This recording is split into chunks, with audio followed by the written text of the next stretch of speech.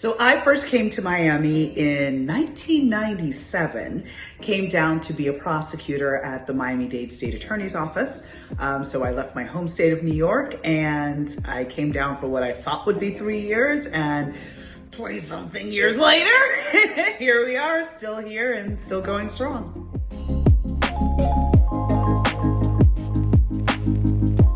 Listen, it was a season in my life where I enjoyed all that Miami Beach had to offer.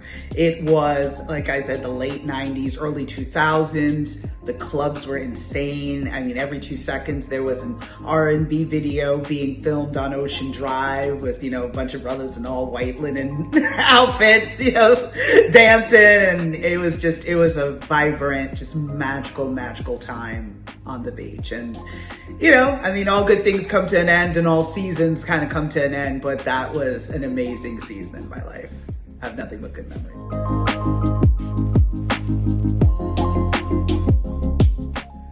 To be a young prosecutor back then, it was hectic. There was definitely that time frame where you're learning your craft, right? Learning how to be an attorney, learning how to be a professional. So there was a lot of that happening in my world. And then also understanding the power of being a prosecutor, right? And understanding when a case was a good case, when it was a bad case, when someone really deserved mercy, when there was really more to the story than what was being presented, asking those questions and not being afraid of what the answer might be, because the other alternative is for that answer to come out during trial, which is very embarrassing. So you'd want to know in your office versus in the middle of a trial that there's a problem or there's more to the story. So just kind of learning and growing and really understanding how Miami and the backdrop of, how this was once a sundown town, how, so many different issues come to bear in the criminal justice system. So.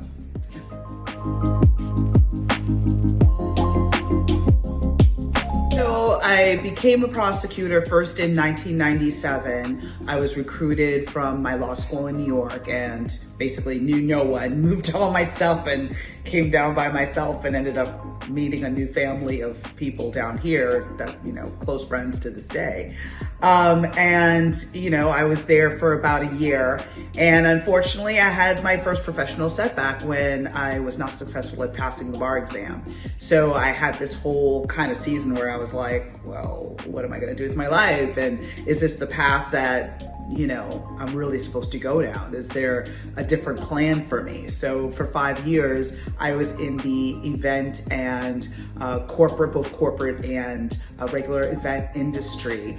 And that was really cool because I learned a whole new skill set in terms of public relations, marketing, and event planning. And it was just, a fun adventure for a few years, but then 9/11 hit. And, seeing my home state up in flames, really just started to make me question again, listen, I'm planning some really great events, but is it changing people's lives? No. So I took a different direction and took the bar again, was successful at this time, and then came back to the prosecutor's office in 2002 and stayed there until 2017.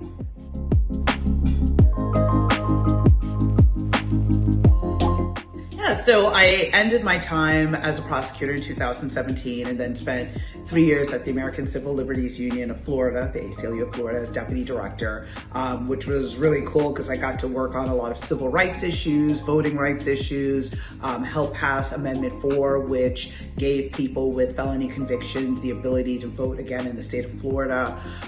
Florida was only one of 4 states where, once you finished your sentence, you still could not get your right to vote back. So that was a really life-changing experience. And then in 2020, I ran for elected office, but of course it was COVID-19 and things were very different, and basically nobody knew how to campaign in a pandemic. So again, an interesting adventure, definitely, I learned a lot during that experience.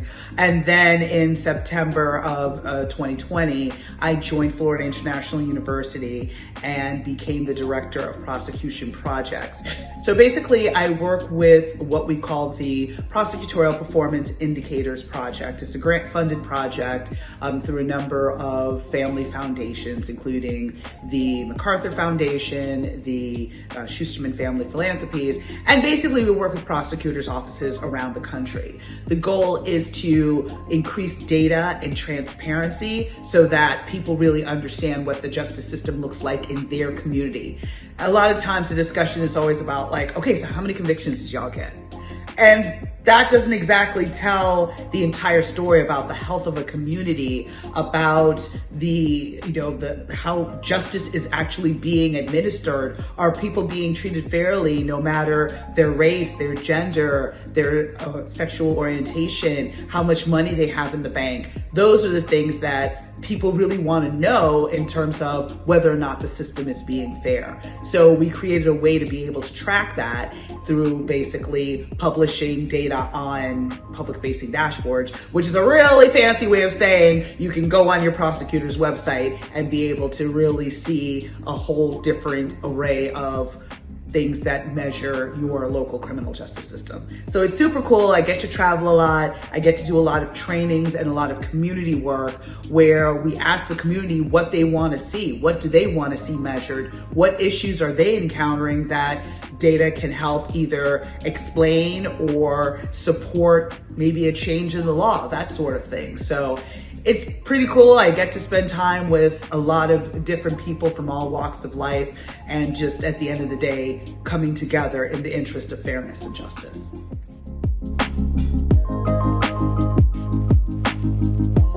I've been pretty blessed to be able to be involved in a number of different organizations over the course of my career.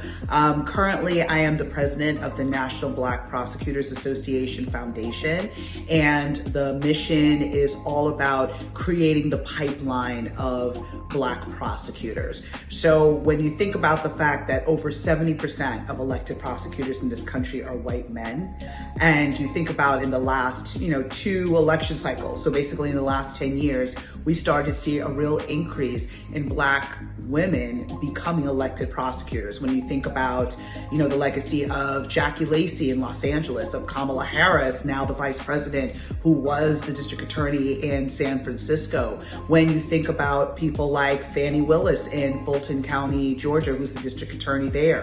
Alvin Bragg, African-American man, district attorney in Manhattan. You think about a lot of these folks are the first to have held that role, but it's not cool if they're the last. So the way to address that is to support new folks who are coming into the field, Black law students, and encourage them to become line prosecutors, learn the craft, and then eventually run for office. As such, that's why I totally am all about the foundation and the work we do, where we do scholarships and to help support students, many of whom are the first in their family to even go to college, forget law school, right? So making sure they have support that way, as well as supporting the law student with a fellowship. So if they want to spend a summer interning at a prosecutor's office, they can do so. But you got to think about the fact that a lot of these internships are unpaid. And so if you're the first in your family, if you're supporting, other family members, if you have kids or whatever the case may be, you may not be able to take off a summer and work for free. So to be able to get that opportunity to, number one, learn more about the field. Number two, get that visibility in the office that could eventually hire you. And number three, decide if this is something that you want to do long term. You have to have that experience interning. And so we have a fellowship that helps provide financial support for students to be able to do this work unpaid over the summer.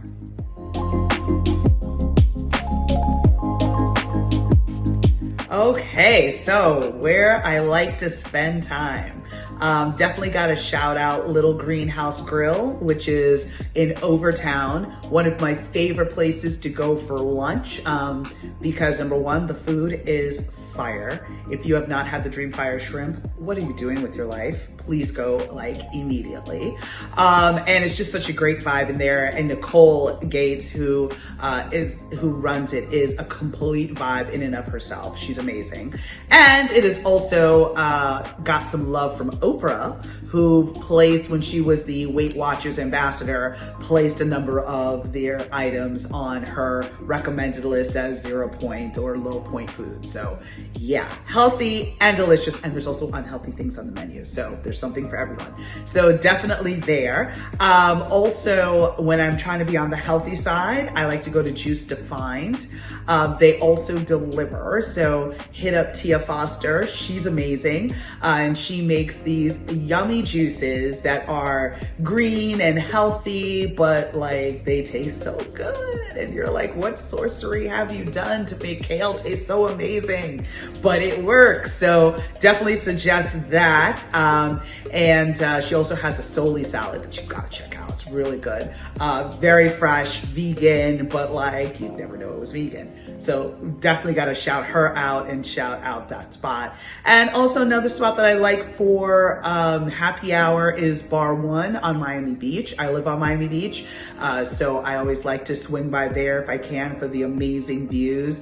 And again, all the three that I've mentioned are Black-owned businesses, so I always try to support minority businesses whenever I can. And another spot that I absolutely love and just started spending time at recently is a place called Co-Space in Miami Gardens.